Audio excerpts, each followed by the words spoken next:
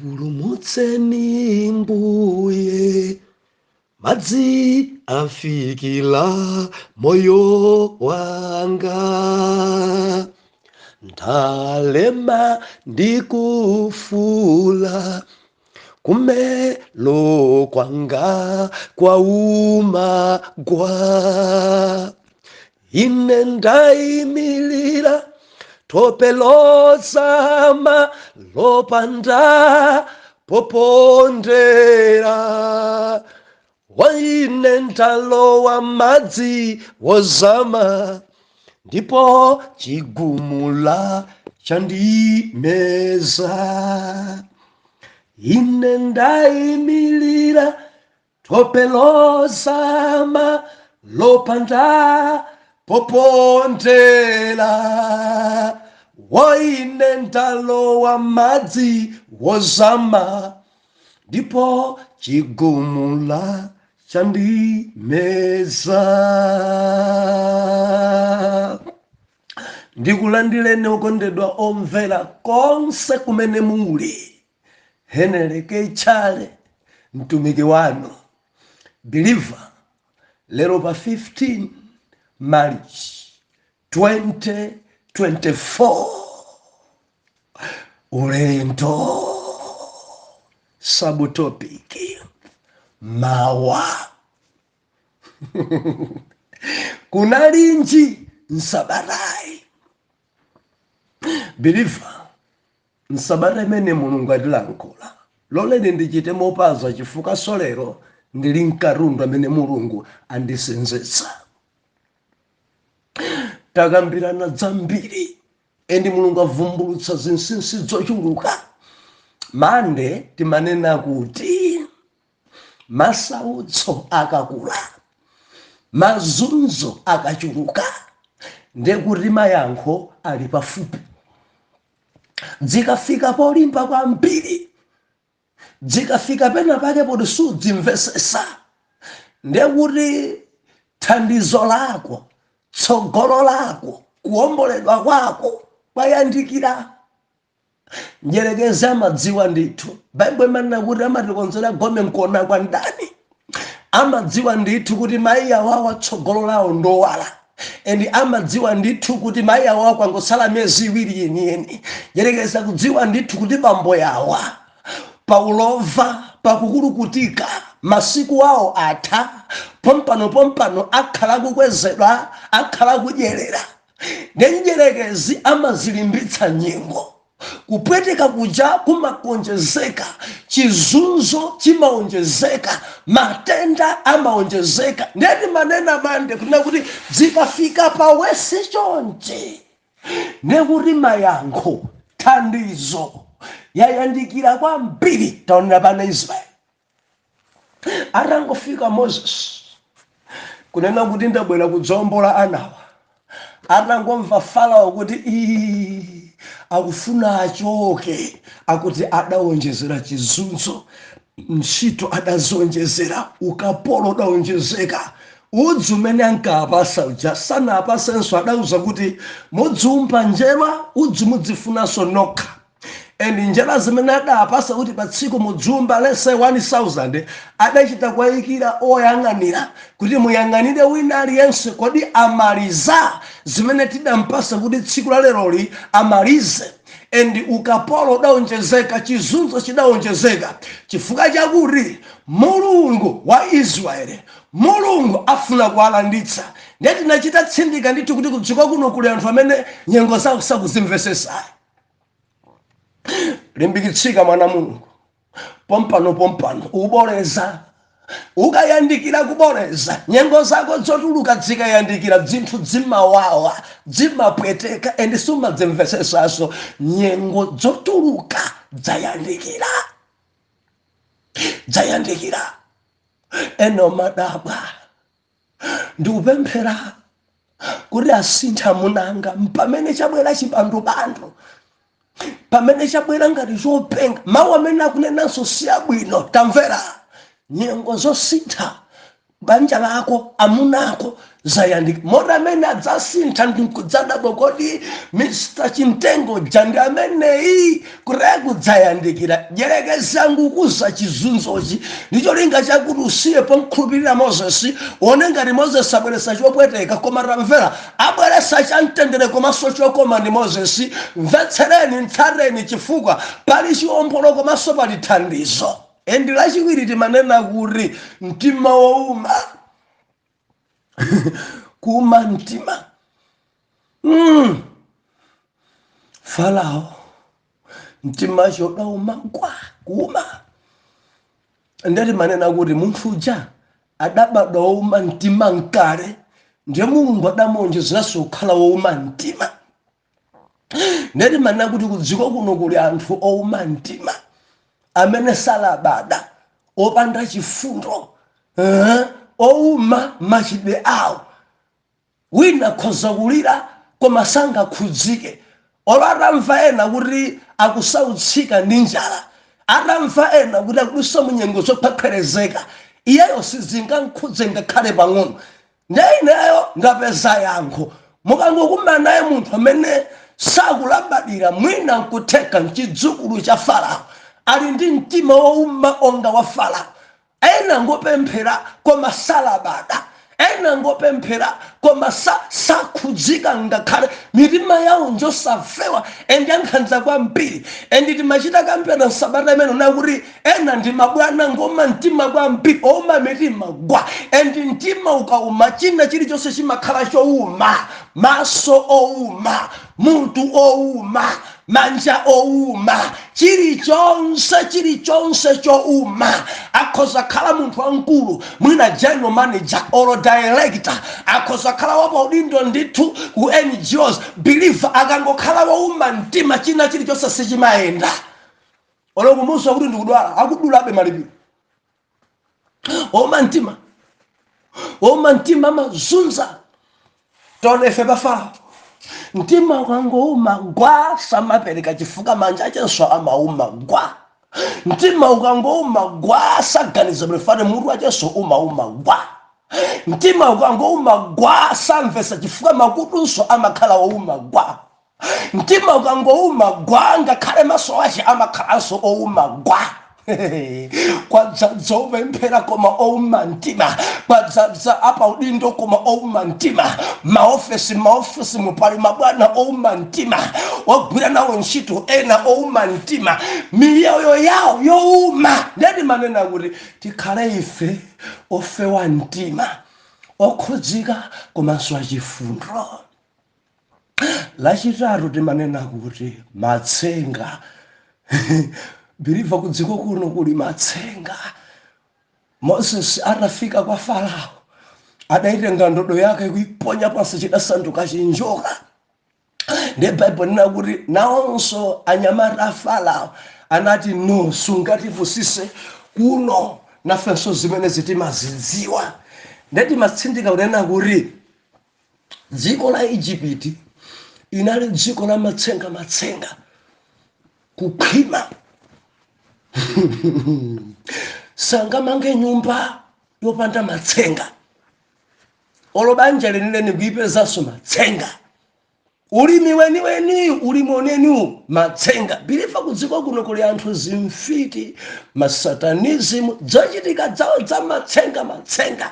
Kamunda kang'ono mudzampeza zimene akolazo zambiri matsenga kumadabwa ababa. Limpa yomweyi mpaka na matumba 74 mwali makutseru kwa nyumba kokhaku matsenga ndondocha kumangoba chimanga cha anzake. Matsenga kudziko kuno kwadzadza anthu amene aufiti ena tayandikana nawo nyumba amatsenga mangodibera ufa. Matsenga kumangoba ndalama za ena. Matsenga ka business kang'ono koma zochitika za matsenga kumangoba ndalama za ena lindi njoka ena lindi ndondocha zimabwera kudzasira ndalama. Matsenga misika imeneyi yamadera mudzapeza ena yala zawo ena tenga dzimalamba dzimatsenga kuti wina akangoti aponda matsenga ati wina akalowa pano akafika mbali ino asamapirira dzindi gulabe madzi padzadza matsenga afiri ena ali mchalichi ama masuka kopi pafunika simenti apereka kuma matsenga naro sinena wonse ena ndana Mulungu akamapereka koma ena amatsenga zotsala ndalama zimene ndachita kubadzana mwa matsenga ngochuluka ena kwesoda pa udindo matsenga mudayenera inu kukhala pa udindo meno inuyo mwadusa bwanji mwapambana bwanji nkudzafika patsogolo pamenepo sisa matsenga zimene mwachitazi mwakhwimira ena mwambwambwanisa patsogolo ena mwambwambwanisa azungu ali patsogolo ati ndi bwana wathu ati mbishopo wathu zina zizachitika mwa matsenga ndeti naona ife kuijibiti uri Mulungu ndi mwini tsenga chifukwa ndodo ya Mozesi idameza ndodo zonse za nyamata a Farao chidango yasamula chinjoka cha Mozesi kuyasamula ndi kumeza tindodo ronse tinjoka tonse timene tidalipwirikiti pamalo tidamezedwa tonse tija ena amene amagwirisa ntchito ndodo poyenda zidasokonekera tiupembedza Mulungu amene amameza matsenga biliva nimafuna ndikuchenjeze dalire Mulungu afiti alipo dalire Mulungu zinthu zokhwima zilipo ena mwandikana nazo nyumba mugwena nazo ntchito ofesi imodzi dalire Mulungu ena mmapemphera nawo mumavala nawo nsalwija ya chigwirizano ya mayimvano ija amavala nawo ende ena ngamatsenga ndithu siku samagona ena mathamanga maliseche nyumba zawo matsenga ena amapita kumunda kuja kakhala kwa maliseche matsenga ena matenga mbewu ija kuikhwimira mankhwala matsenga alipo ambiri ndeti manena kuti ndalire Mulungu mpembedze yawe ameze matsenga mangodabwa nthawi kolola mbewa zina zicheni matsenga kumangolowa mmunda mwanthu mangodya chimanga mbalame zina zodya mapira zimatsenga zimfiti zanthu tenga mbewu zanthu zadzadza kudziko kuno biliva nkakamire yawe kuti ndodo ya Mozesi ya Mulungu imene uli nayo imeze timatsenga tonse tamudzi mwanu kumezedwa kwa matsenga kuntchito kwanu udziwa ambiri kudana nawe kuntchito kuja khala ndi Mulungu kuti ameze tinjoka tonse ta afiti amene ogwena kuntchito ena afiti ena kuchalichi khala ndi ndodo ya Yawe kuti ameze tamatsenga tonse takuchechi timene timakulondalonda atimeze tinjoka tidanta kuntundu ena mbuyanu ndi afiti ena gogo ena mudakwatiranso kwa zimfiti anthu ndocha matsenga ndikuti khala ndi Mulungu kuti tinjoka tonse takwapo ngozi tinjoka tonse timene tochokera kuntundu ta gogo timezedwe haleluya dzulo timanena kuti chozizwa madzi kusanduka mwazi kunalinji nsabarai biliva madzi anasanduka mwazi madzi sanduka mwazi Mulungu akumuwuza Moses Farao afuna akasambe kunyanja undikilire pano nyanja kuno akangofika umuuze urenge ndodo imene inasanduka chinjoka ndodo imeneyo ndipo muze kuti ndi ndodo iyi ndikumenyanso madziwa ndikapanda madzi amenewa umuuze usadapande ndikapanda madzi amenewa asanduka mwazi moti kusamba kwa lero sikutheka ndamenya madziwa ndadakumana naye adabwera atakonzera akasambe kunyanja ndadakumana ni Moses gululu ndakumfotokozera mkulu lero kusamba sikutheka lola Israeli amuke akampembedze Jehova mchipululu koma chifukwa choti ukumisa mtima ngati suvomereza lero madzi awa abwera magazi ngati uchitabe makani ndi kukula mtima uona zimene sunazione mchibadwa chako wamva ndi akulu ajada kulabe mtima usafuna vomereza Moses adaitenga ndodo ndi Aroni ndi ukayipanda madzi kunyanja atangopanda madzi aja Bible ndakuti madzi onse adasanduka chani magazi onga wende magazi adasinta pompopompo. Kusamba siku natheke, kumwa ngati othesa ludzi osatheka. Akuti dziko lonse la Igupti kudasokonekera, khofi sadamwedwe, kudali chimpwirikiti. Ena mabanja mawo nkanena, bwana wa bwanjo sangolola kuti Israeli apite. Zuti zunza Luis tuvutika nazo. Biriva kusamba siku natheke. Moganiza bwanji tsiku la thunthu thukuta.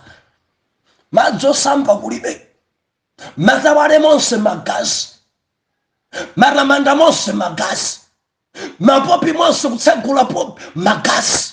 Madzi onse angosanduka magazi. Biriva tupembedza Mulungu amene machita chodabwisa. Dziko adaidzedzemesa. Dziko idafika pokhala kakasi. Anthu nkumana kuti zimene zikuchitika bwanjisi. Ndi Yawe amene ife timpembedza.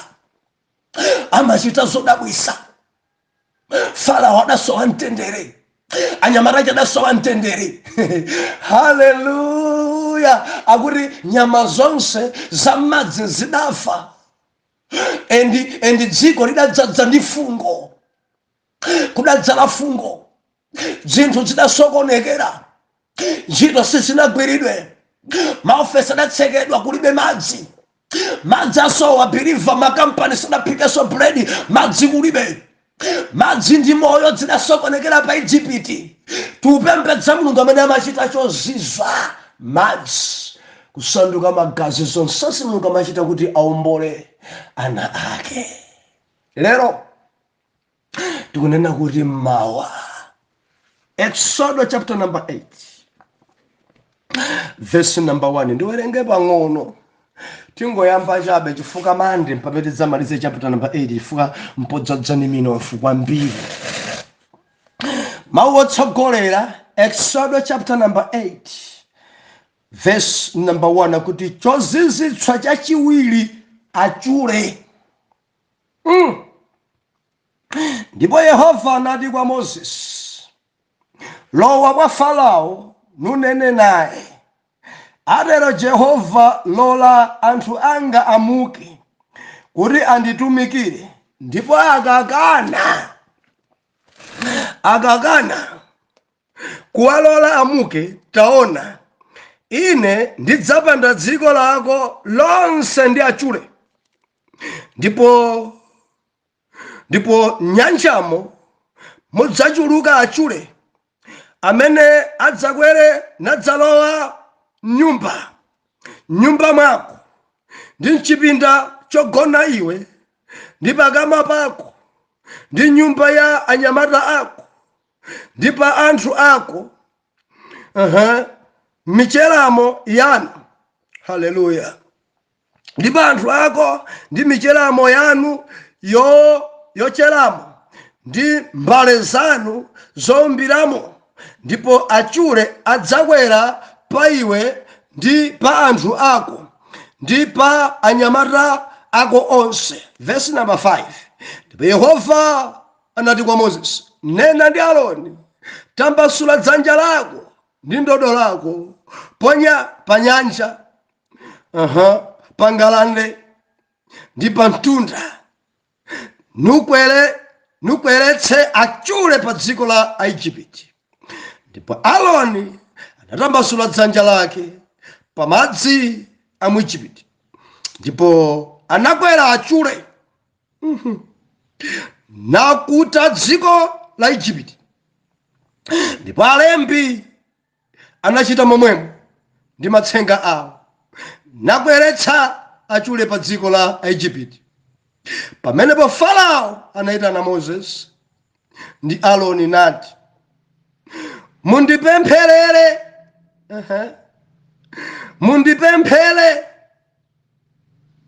Yehova kuti andichotsere ine ndi anthu anga achulewo, ndipo ndidzalola anthu amuke kuti amphere Yehova nsembe.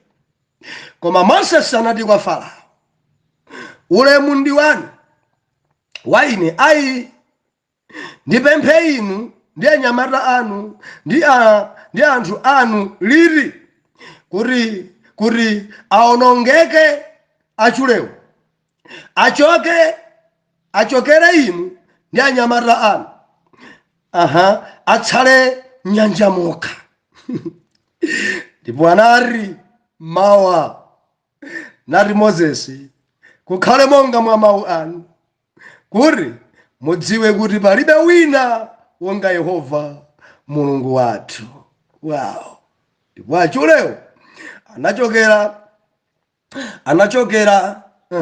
adzachokera inu ndi nyumba zanu ndi anyamata anu ndi anthu anu, adzatsala nyanja mokha.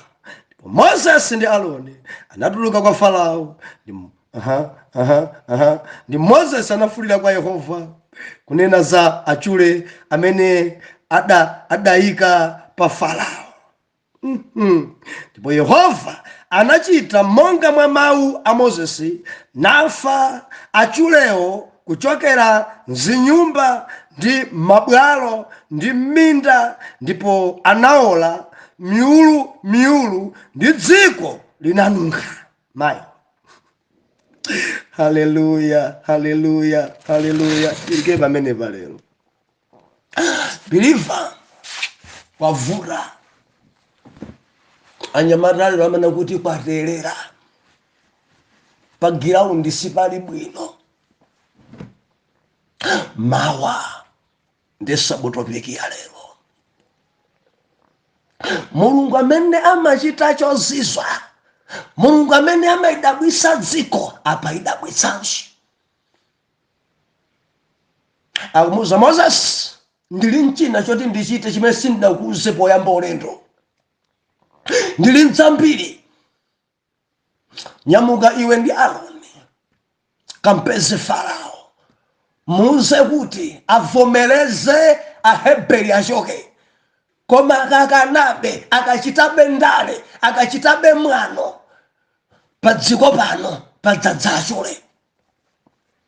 Nanyamata ajana pita kumdzisa mfumu chakumona mwamakani komanso ngokula mtima kwambiri, endi sakulabada Farao. Akulankhula Aaroni koma Farao sakulabada. Kumwamba yawe adari, tenga ndodoyo menya pa nyanja, tenga ndodoyo omba pa mtunda, tenga ndodoyo ndipo chulukitsa, lamulira kuti achuluke.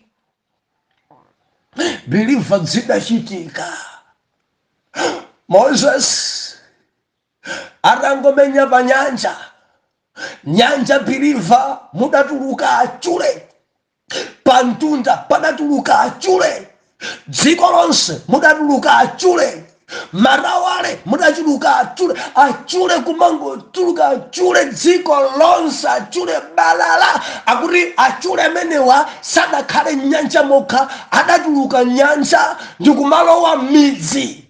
Mudzi monse achule, misewu yonse achule, mpaka nakuti muumbiramo mkare. Endi achule ena machita kusanduka nyumbamo, sadali kuchokeranso ku nyanja, nyumba mwake mukumangobuka achule, zitseko zili zotseka, kumangona kuti nyumba mwadzadza achule. Kuyang'anamo ndithu ziwiya zimene amaphikira mpeza achule, mbale zonse achule, mapoto achule, mene mudagona ndiwo mucha kupeza muli achule, kuyang'ana pa bedi achule, dziko lonse dangodzadza chule. Kugona kudalephereka, pakama pali achule, patebulo pali achule, phika chakudya nsima li pamoto chule. Uyo anumphayo afika kalekale munsima muchapha. Ali patebulo akudya munsusi chule kalekale afikapo. Aike tii kapena kuti ndimwe madzi akotoya ngati magazi atha, afuna tenge shuga athire chule agwera kale mkapumo. Believer padalibe mtendere pa Egypt. Chule ausautsa, chule sakugonetsa, chule padya paliponse, kuyang'ana m'mapazi mchule, mapewa mchule, adangodzadza chule kuposa udzudzu, kudzadza kuposa nyerere, pena paliponse chule. Sungaponde phasi. Believer, size ya phasi lakolo sungaponde pena paliponse popanda chule. Ukangoti wani kuti wamba kuyenda kuti wamponda kale chule pomwepo ndi kaya malira bwanja meno chaka ndi mthalero, koma ndivuta kwambiri ndamwiwalira. Chule yasokonekera dziko. kaemene ndichule kandi matesi kafa dziko dzosiyana dzintodzi yaterera dziko phokoso imene kumveka birifa tikamalowa musika muja mudzapeza zoyimba ena benawa mapeza uya kuimba nyimbo ina bire kaunda wina mudzampeza kuika uko ya Grace Chinka anthu ali pafupi du nyimbo makhala pale pena paiko kwa madusamba kodi pano nyimbo zimene zikumamveka bali amakhale savanga business na dziko la Egypt padalibe choimba chimene chinkamveka kukangomveka chule pita mbali chule mmakuru monsemu chule panalibe kuti bwana ngathe kupuma chule pa kompyuta kudzadza chule masiku amene kunalibe dzilipo dzina magwisa ntchito maofesi mapepa lonsejo kumangonyowa chule mtendere kulibe mtendere wasowa achule dziko lonse achule alipwirikiti achule mpaka na maofesi manyumba mwa ena pansi pa bedi muufa chule kuyang'ana mbredi chule kuyang'ana mliwo chule kuyang'ana ntweleti chule pena paliponse chule ndi anthu ena amapha ndi magalera ndikuti kudali chule endi ndichozizwa chimenechi chachiwirichi chimene Farao adafika pomuitanisa Moses ndamwesa Moses tabwera kuno Moses ndi Moses ndalo nadabwera ati chonde undipembedzere kwa Mulungu wako umpemphe Mulungu wako ati chosere achulewa ndipo akangochoka achulewa utenga bale yako onse upite izunza kwa basi ifosa gona ya kuja osaje dzulo madzi kusanduka magazi lero achule pwirikiti mtendere sopesa ya kucheza ndakasanga kulephera kudya kwabwino kulephera anzanga bwera maofesi kucheza nawo kulephera kulemba zonse kulephereka mmakuru monse kumangomva floke achule koka achule mdziko lonse achule koka achosa achule upemphe kwa Mulungu wako achoke ndipo akanguta choka chule iwe ndi abale yako hempiri mdziko langa muno choka ni mundu kusakoni neso maso sifaso kona mwachosa chule kwarelera kwavura ndemboze sakumfunsa mkulu ndipemphe Mulungu kuti achosa chule walete menada yankhira akuti Mmawa taganizani mwina ndugaza kali past 5 kapena past 6 kumadzulo achulewa ndumuze Mulungu achoseliti akuti Mmawa sabutopiki ya lero ndimene Mmawa munthu avurika aulephera kudya ari Mmawa biriva mzimu wa Farao wa Mmawa mzimu mmene ndi umene kupangisa kuvurikabe ndimafuna nene mpara wori Mulungu achose chizunzo chanu uli mmanja mwanu ndibwereza bwa yawe alilede kukulanditsa kukuchosera achule koma vuro anthu aonena okha kuti lero koma Mmawa Farao akadamuza Moses mundu chosererero achulewo akadachoka tsiku lomwelo iye napesa mtendere nkupita akadya nkupita akagona opanda vuro koma ekadari akwadakale Mmawa mzimu ndimene wadzadza m'matchalichi Mulungu akunena kuti ndichoseliti ndikuthandiza liti ndikuombole liti kodi ulapa liti udzaleka liti udzasandulika mtima liti mudzapeza mpena kuti Mmawa osati lero afuna tsazikane ndi uchimo Mmawa afuna tsazikane ndi zoyipa Mmawa afuna achitebe nyansi Mmawa message kumafika mai ndikumasuleliri kuchimo ili Mmawa sungansiye mamuna wa mwini lero sungansiye ena message makudza amene ndikukhala chaka chino chokha chaka cha Mmawa basi ndikuchitesa chibwenzichi uchimwebe mpaka na masiku ena 360 simungasiye kuledzera kule tabasi ndisiya Mmawa ndikangomaliza lero girini muwiri ndikangomaliza lero karangale Ndikangomaliza lero zitumwazi, ndikangomaliza lero koma mmawa padzadzopemphera mene kuti ndilapa mmawa. Lero kana ndina meseji lapa, Moses akalankhula nawe lero lapa. Usamadikire mmawa, sudziwa kuti mmawa ibala chani. Mwina nkutheka Khristu Yesu abwera mmawa, usamakhale ngati wa Farao kuti kwadzadza mbira mzimu wa Farao. Mawa utumikira liti?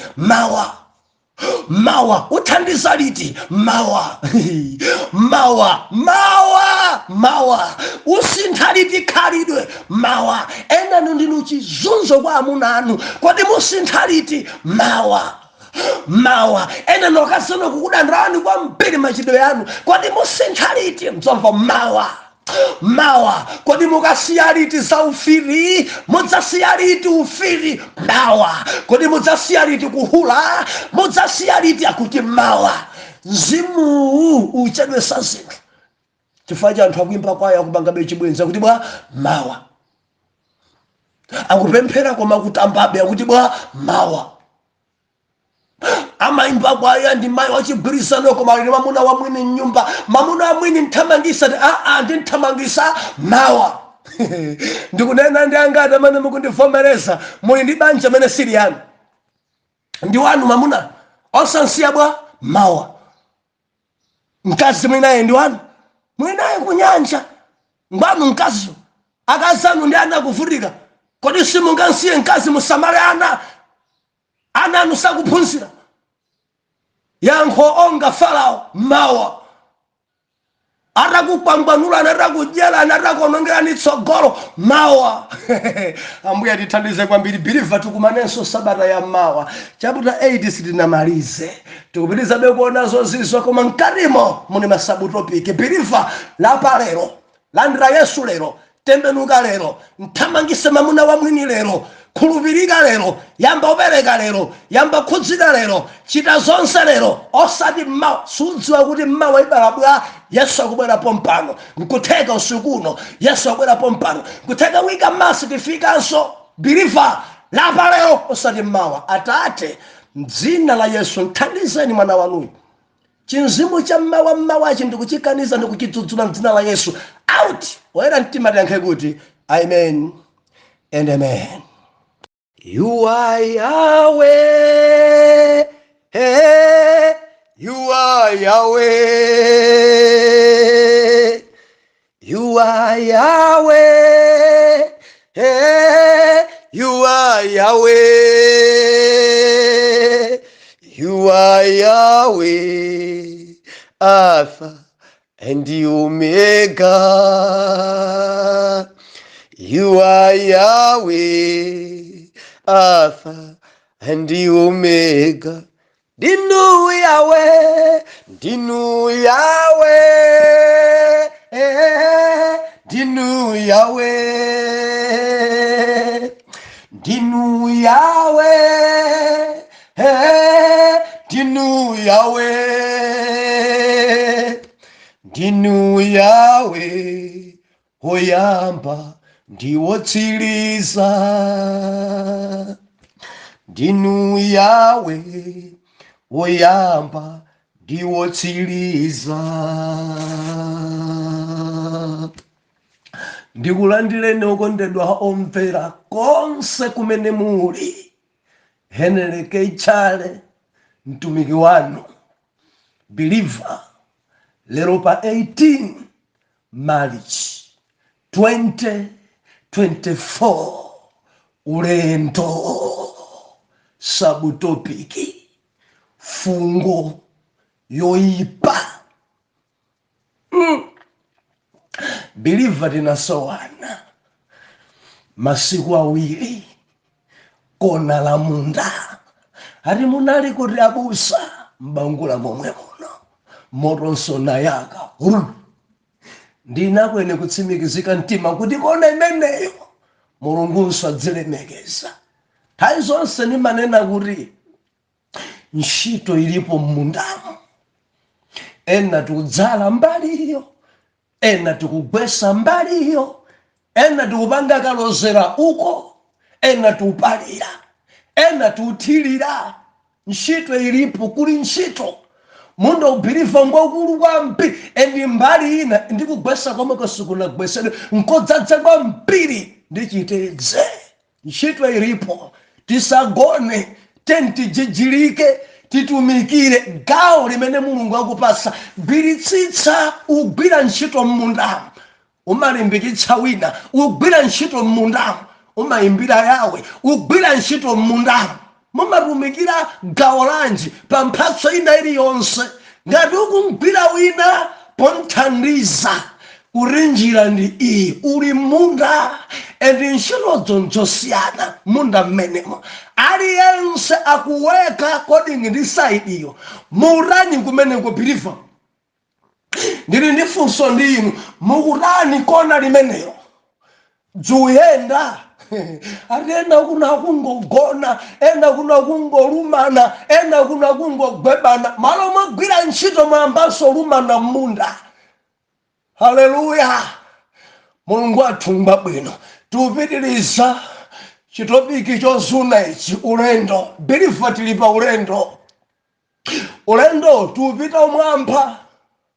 Believe situkuchoka mwawamba. Pali ntchito. Mulungu akuyigwira ntchito. Yabu sakufuna, pali kulimbana kwambiri. Yabu sakufuna, safuna kuti ife tituluke. Endi akukondera kwambiri kuti timtumikirebe.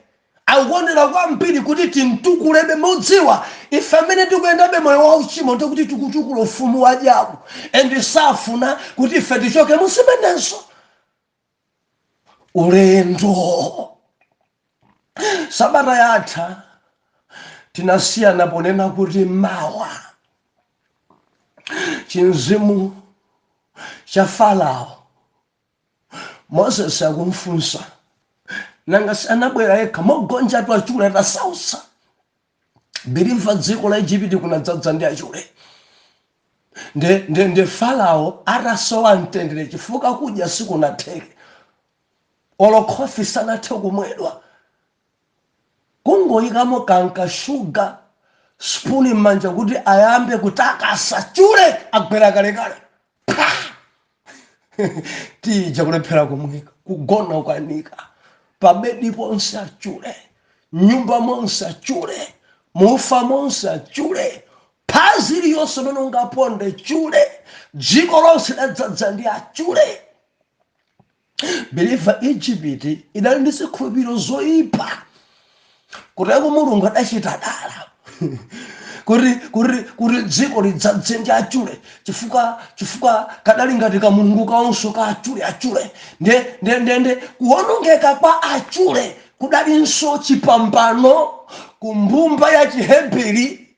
Chidali chiofoko kwa ana a Egypt kuti tugonjesedwa ndi Mulungu wathu. Apa ndipafukula bwinobwino believe mtsogolo. Believer, mzimu onena kuti Mmawawo ndi umene wapangisa zinthu zako zambiri kuchedwabe. Ndi ukamba ndi wina kukandabe pano. Mulungu anakufunsa kalekale, ena munafunsidwa dzana. Ndicho selirizi akwadakale bora Mmawa. Ndi sinthaliti nyengozi akwadakale bora Mmawa. Endi mzimu wa Mmawawo ndi umene anthu kupangitsa kuimba kwaya ukwakuhulabe Mmawa. Mmawa amapemphera inde koma pali chinzimu cha Mmawa. Ndilapa Mmawa, ndisandulika Mmawa, ndiyamba kumtsata Yesu Mmawa, ndikonzeka Mmawa, ndithandiza Mmawa, ndipereka Mmawa, ndikhala woyera Mmawa. Believer tamvera lero, dzufunika lero. Ukamva mawu Mulungu lero dzileke. Sizoti ndifuna nditsazikane naye wiki ino. Utsazikane naye mamuna wamwini, utsazikane naye basi kuti angangopita basi ndisadzanganizirenso wiki ino tingotsazikana tithana wiki ino.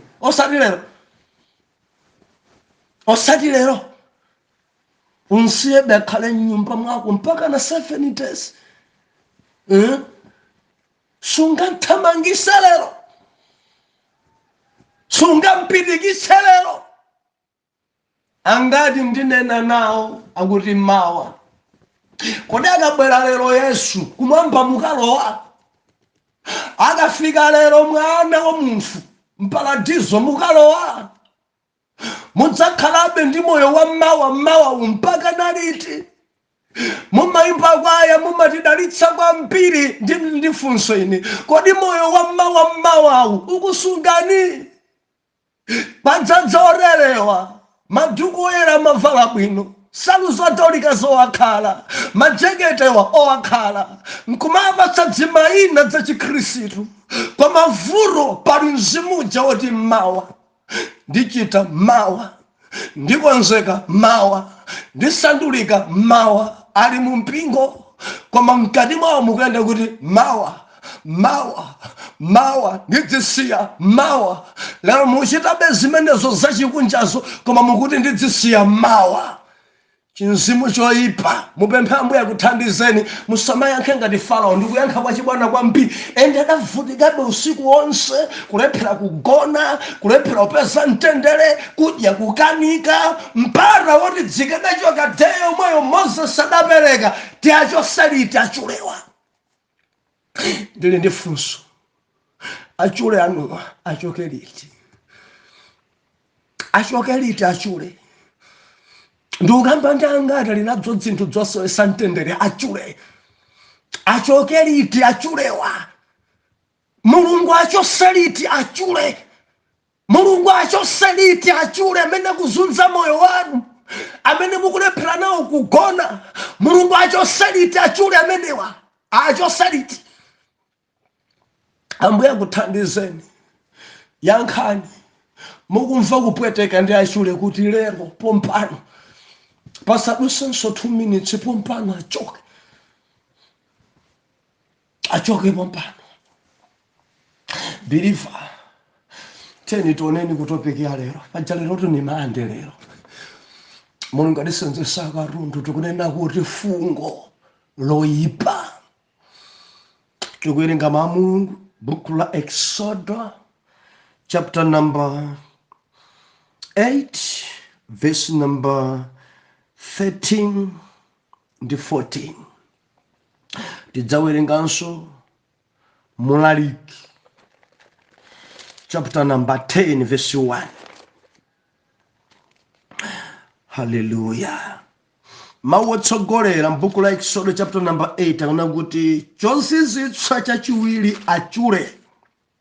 Verse number 13. Ndipo Yehova anachita monga mwa mawu a Moses, nafa achulewo kuchokera mzinyumba ndi mabwalo ndi minda, ndipo anawola miulu ndi dziko linanunkha.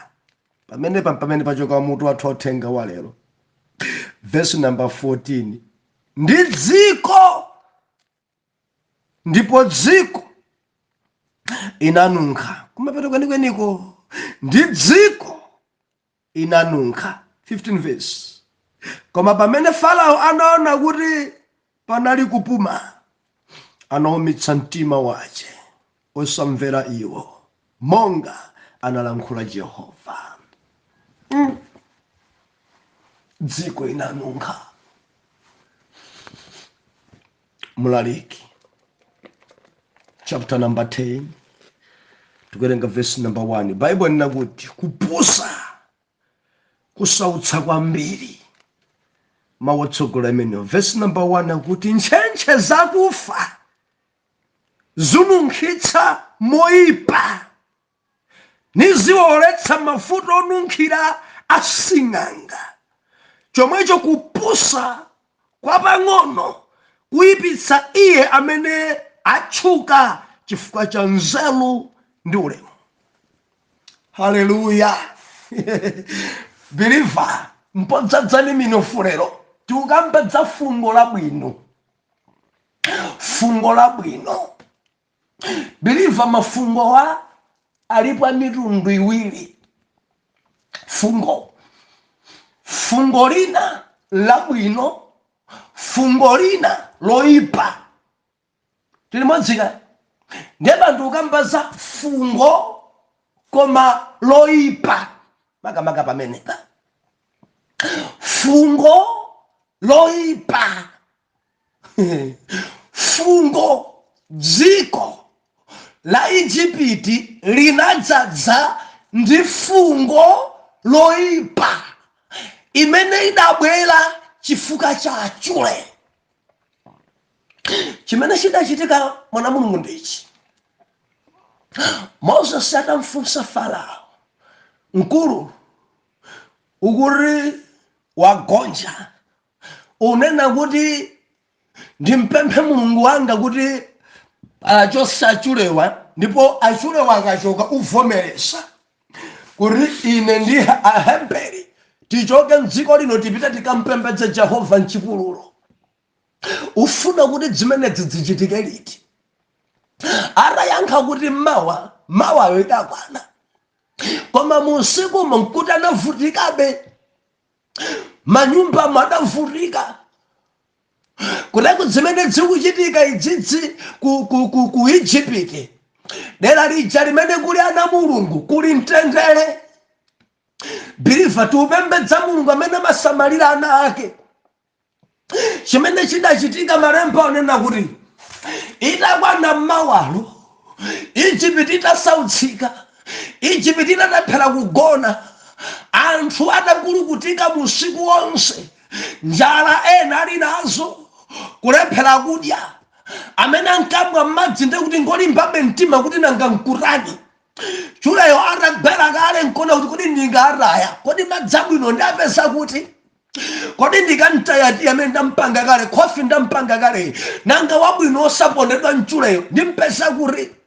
Ena ngati adadyabe nsimazo ndekuti ndi nsima zimene achule adazipondaponda, nkudzafika kodi yabwinobwino yoti chule sadayiponde ndipeza kuti chifukwa mdziko lonse ladzadza achule, manyumba monse mwadzadza achule, palibepo chabwino mdziko muno, palibeponso mtendere.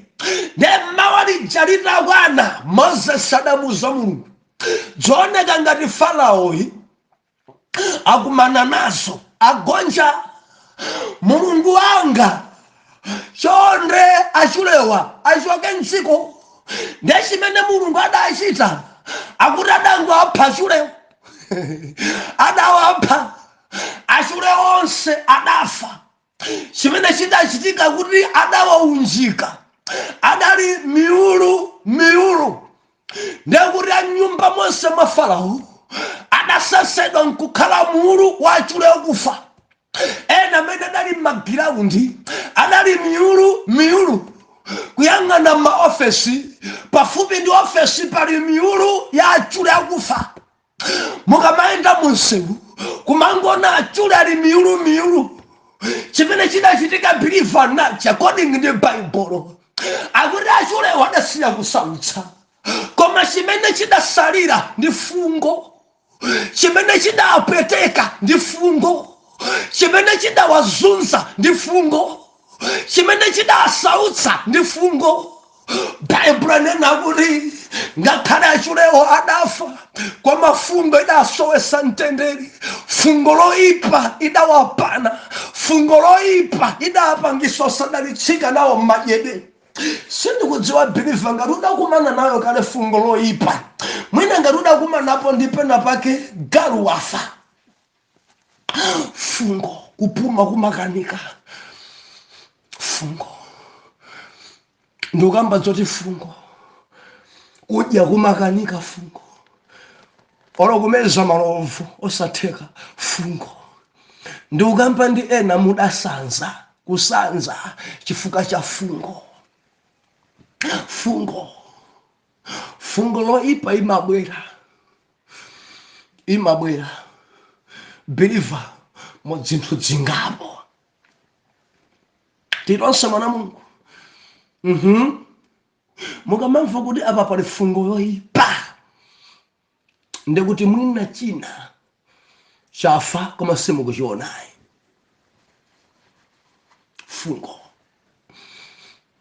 tilonse fungo ine imabwera chifukwa chopanda ukhondo. Modzakula ramgali ena samasamba sasamba kudusa nawo ngati apangati kachiweto fungo ena ndatamgali sachapa chifukwa cha zovala zosachapa zimanunka. Haleluya.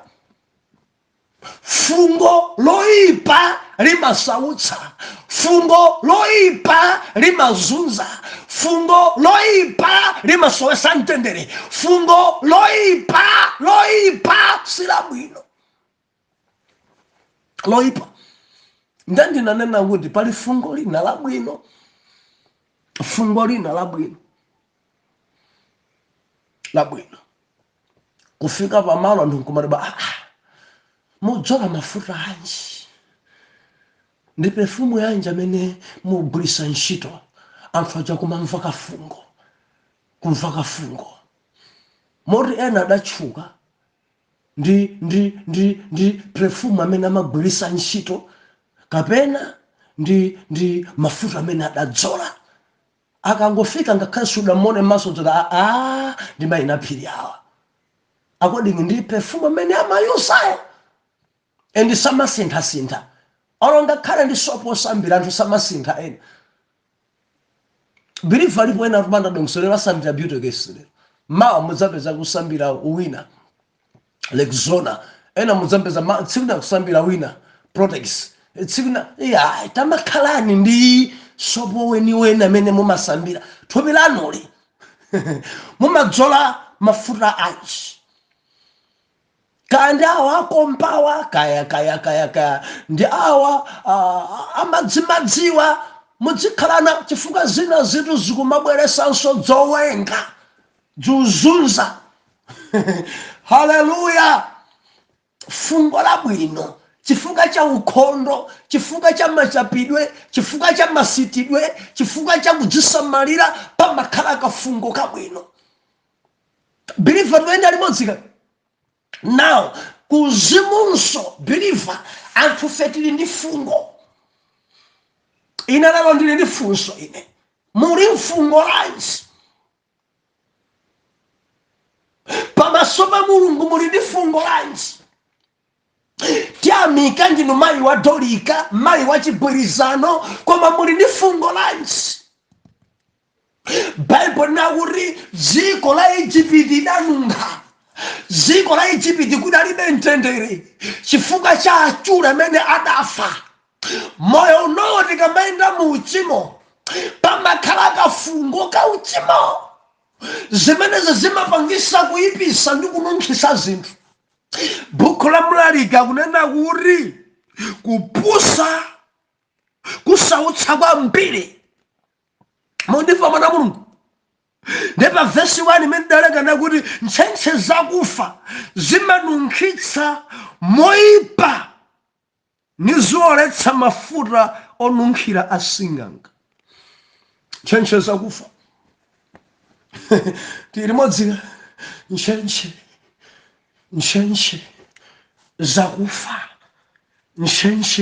zakufa zimanunkhitsa moyipa nizioletsa niziononga mafuta onunkhira abwino asing'anga. Mwadzadza mu mpingo lero ntchentche zakufa zimene dzaoletsa dzaononga zinthu zabwino za mpingo. Lero ngati Chikhristu chikuonongeka ntchentche zakufa zaononga zayipisa mafuta onunkhira abwino a Dr. Jesus. Biliva tikamanena za sing'anga tikunena za Yesu. Yesu ndiye ng'anga weniweni ena tidayimba nyimbo kuti Yesu ndi sing'anga nkulu ndiye Yesu mwana wa Mulungu. Ndiye Mlaliki kunena kuti ntchentche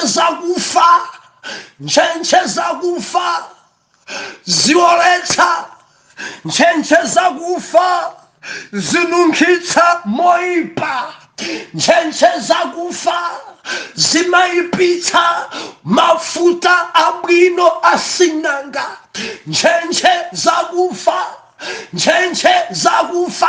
Believer, tikamanena kuti nchenche zakufa, tikukambadza kuti chinthu chimene chimapereka fungo. Nchenche ikangofa imapereka fungo, mbuzi ikafa imapereka fungo, galu akafa amapereka fungo. Pamaso pa Mulungu munthu ukachimwa umakhala wakufa, chifukwa choti wafa umapereka fungo ndi kuyipisa, kununkhisa mafuta abwino kwambiri asing'anga Yesu.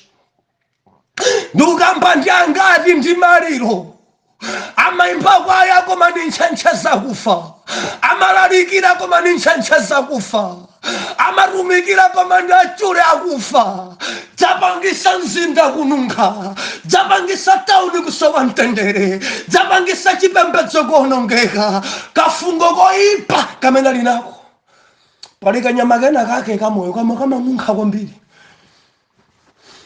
Kanyimbi adaimbapo kwaya nzathu achitsitsimutso kandi Mount Sinai adaimba choncho. Kanyimbi kulowa kuuna kwa mbewa, mbewa zonse ndi balala, mbewa zonse. Mudaimva nyimbo idaimbidwa njakalekale wama. Mbewa zonse ndi balala, tsetserere kandi choncho koma njakale. Ena nkanyimbi kungolowa pa kwaya gwede kununkha, kulowa pa maya chigwirizano gwede kuumana. Kanyimbi kulowa pa gurupu gwede kuononga, nchenche zakufa. Akanyimbi ndunena kuli fungo loyipa. Mumazidziwa kuti mukununkhisa zinthu, mukuzidziwa kuti zinthu zikununkha chifukwa cha inu. Niwode mukuzidziwa nzano kukudandaulirani kuti mukununkhisa zinthu chifukwa cha kufa moyo wa uzimu, zambiri zikununkha. Mukudziwa kuti kwaya ije kununkha chifukwa cha inu, mukudziwa kuti gurupu ije kununkha chifukwa cha inu. Kwani mukudziwa kuti chichechi chanu chikununkha chifukwa cha inu? Kwani mukudziwa kuti ministry kununkha chifukwa cha inu? Kwani mukudziwa kuti banja lanu likununkha chifukwa cha inu?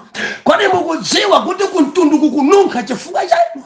Ndimati lizekwerere, khalani wa ukhondo, ndisamalireni, musakhale ngati kanyimbi, musakhale ngati achule osausa mdziko la Igupti. Khalani ndi fungo labwino, anthu adzidalisika nanu. Musakhale ngati kanyimbi, musakhale ngati nchenche zakufa. Nchenche zakufa zimayipitsa, zimanunkhitsa ndi kuoletsa mafuta abwino asing'anga. Nchenche zakufa. Tikamakambadza mafuta m'Baibulo tikambadza Mzimu Woyera. Mzimu Woyera ali ngati mafuta. Believer, tikuyenda limodzi ka. Nchenche zakufa zimaononga mphatso za Mzimu Woyera. Nchenche zakufa. Believer, kwadzadza zakufa, dzoneka ngati dzikuyenda koma dzakufa. Chakufa sichimamva, chakufa sichimasamala, chakufa sichimavala chimachita vekedwa, chakufa chimakhala chopanda manyazi, chakufa chimakhala chopanda ulemu, chakufa sichimasamala zaena, chakufa sichimapuma. Bible linakuri nchenche zakufa zimayipitsa moyipa, zimanunkhitsa mafuta abwino kwambiri asing'anga Yesu. Zaipa zinthu chifukwa cha mayi awo, zasokonekera chifukwa cha mdalaja. Kufa kwa moyo wa uzimu zambiri zanunkha. Olo zipanizi nchenche zakufa. Chipani gbede nchenche zakufa. Achule ali miyulu. Sichikoma chipani kwa chuluka achule ali miyulu. Dziko la nunkha, chipani cha nunkha sidzikuyenda chipembedzo chanunka sidzikuyenda gulupu yanunka ntchentche zakufa zachuluka anthu kudya kulephera ena tseka mfuno zawo ena kulephera kupuma palibe chimene chikuyenda intercession sikutheka ntchentche zakufa dzikuyipisa ntchentche zakufa dzikuyipisa kwaya yapa mtunda ija yafa chifukwa cha achule miyulumiyulu fungo Loyipa kwaya yonse ngukhani chifungo choyipa haleluya kodi mukudziwa kuti kwaya ili ndi fungo kuti simmopa munayeni kodi mukuzidziwa kuti banja lanu muli fungo Loyipa ena fungo imene akuimva ne bapa inu ndi fungo la mwana kukhulupirira mankhwala ndondocha fungo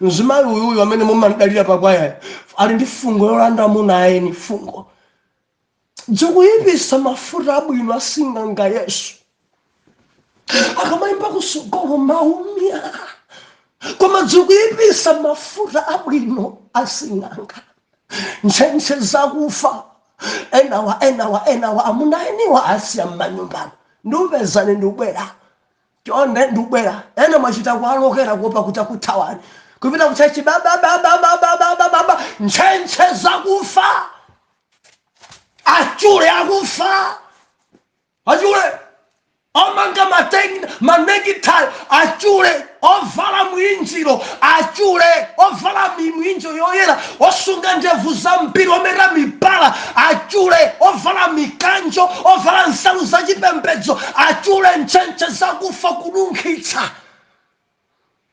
kulekaleka akazi ndi fungo masiyana ndi akazi angati madala fungo yoyipa kuyipitsa mafuta onunkhira a Khristu ndi amuna ngati amene mwasiyana nawo malopa ngati pagome kulumbira na kuti ndiwo wekha sitidzasiyana mpaka na imfa lero mukumanganso kwati wina ujafa ndi akazi angati amene mungaleke mungamange nawonso kwati ena ndi abambo angati amene mudzakhombatirabe dalingi kodi mwatchula madalingi angati wina ujadapita ku ulemerero mwasiyana ndi amuna 13 amene mwina wanambola 14 fungo Loyipa fungo Loyipa katapira amene amachitira katapira ngongole kukanyanga anthu pakhosi bwera kuchachi baba ntchentche zakufa fungo ulemu kubanja kwake alibe koma ulemu kwambiri kwa abusa kubalira abusa kwambiri ulemekeza abusa kwambiri mamuna ake samulemekeza fungo Loyipa azimayi ambiri ndi achibwana amuna sapasa ulemu koma abishopu ndiye kwagwadira amuna nusu mmagwadira abishopu ndiye maulemu onse mamuna numu kwanyoza fungo Loyipa fungo muri mfungo Loyipa tayamba ni zabwino kubanja lanu tayamba ni kwalemekeza munanu tayamba ni kwakonda akazanu zimadabwisa kwambiri mumaseka kwambiri ndi akazaeni kwa akazanu summaseka yayi chifungo choyipa ntchentche zakufa achule akufa kununkhisa mzinda mbuya tithandize kuli fungo akazana kudandaulani simumaseka nawo simumacheza nawo kuli fungo Loyipa kwambiri ngakhale ndi ananu omwe akuchita kudabwa kodi banja la bambo ndi mayi ilipo idatha fungo mene madala amanyozedera anakuchita kudabwa kuti kodi amayi adzalemekeza liti adadi adzacheza liti kuli fungo Loyipa kwambiri mabanjamu ntchentche zakufa zimanunkhisa ntchentche zakufa zimaswesa mtendere achule akufa manunkhisa mzinda kuli fungo kudziko funso langa fungo lanu njorani ndionera ndi inuyo mukamakhala ku parliament fungo lanu njorani mukamakhala mtchalichi fungo lanu njorani mukamapita ku ntchito fungo lanu njorani mukamayendesa gari motoka muli minibus fungo lanu njorani mukamakhala mmaboda mu fungo lanu njorani mukamakhala m'maofesi ena nkubati tampeza pa boda itivutika kwambiri fungo chilichonse karangare adinde pasipoti karangare fungo loyipa olomisika m'magolosalemu fungo loyipa limazunza limaononga. Kodi fungo lanu njotani? Londoleni Mmawa. Atate mdzina la Yesu thandizeni kore ife tibwerese fungo yabwino ngati ana anu. Ife ndi amoyo tisachite kununkha. Mulungu zikomo lolani tipume kuti tisasausa anthu ena chifukwa chinthu chakufa chimazunza chimapereka fungo. Thandizani mwana wanuyo kuti akhale mfungo labwino lomangirira, fungo labwino ena zintsata zimphunzira pa iye, fungo labwino lopirira ndi kulimbikisa ena, fungo labwino mdzina la Yesu oyera mtima tiyankhe kuti amen and amen.